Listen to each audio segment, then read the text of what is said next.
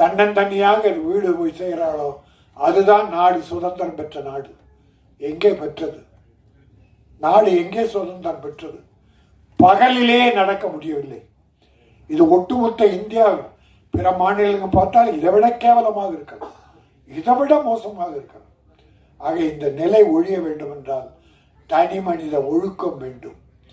ஒவ்வொருவரும் எல்லோரையும் தன்னுடைய தங்கையாக தாயாக பாதிக்க வேண்டும், மற்றவர்களுக்கு பாதுகாப்பாக இருக்க வேண்டும் என்பதை இந்த கண்ணீரா பெண்ணின் கண்ணீராக செந்நீராக வரக்கூடாது என்று சமூக அக்கறையோடு இந்த வாய்ப்பை பயன்படுத்தி தெரிவித்துக் கொள்கிறேன். என் அருமை சகோதரர் பேரரசு அவர்கள் சினிமாவில் நிலவரம் பற்றி மிக தெளிவாக எடுத்து சொன்னார்கள். சினிமா சில நேரங்களில் நன்றாக இருக்கிறது, பல நேரங்களில் நன்றாக இல்லை. அதற்கு அவர் சொன்ன காரணங்கள் சரியாக இருந்தது. டிக்கெட் விலை உயர்வு அது ஒரு காரணம். ஆனால் பெரிய படத்துக்கு 150 ரூபா வந்து 500 1000 கொடுத்து வாங்குறான். சின்ன படத்துக்கு உள்ளே போக மாட்டேங்கிறான்.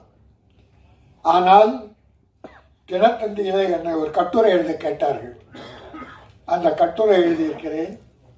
31ஆம் தேதி வந்திருக்கிறது தினத்தந்தி பத்திரிகை. தமிழ் சினிமாவில் 1000 கோடி நட்டம். சென்ற ஆண்டு மட்டும் தோராய கணக்கு தான், சரியான கணக்காக நான் சொல்லவில்லை, தோராயமாக 1000 கோடி என்பது குறைவு. ஏறக்குறைய 300-400 படம் எடுக்க ஆரம்பித்தார்கள்.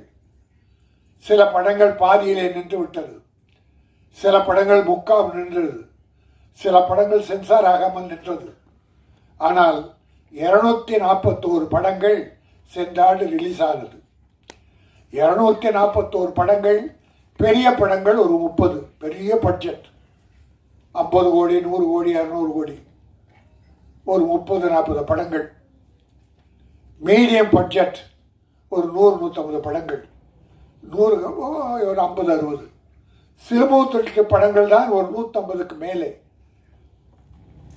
அவங்க தான் எங்கெங்கேயோ பரட்டி கடன் வாங்கி வாங்கி இப்படி தம்பி மலேசியாவிலேருந்து அக்கறையோடு இந்த படத்தை எடுத்த போல பல பேர் எடுக்கிறாங்க. படம் எடுக்க முடியுது, ஆனால் ரிலீஸ் பண்ண முடியல. அதற்கு காரணம் வியாபாரம் இல்லை, ஃபைனான்ஸ் கொடுக்க ஆள் இல்லை. வெட்கக்கேடான விஷயம் சொல்கிறேன். கோடிக்கணக்கான படம் எடுத்துட்டு 3 கோடி 5 கோடியில் சிறுமுதிட்டு படம் எடுத்துட்டு கியூபுக்கு பணம் கட்ட முடியாமல் அவசப்படுறான்.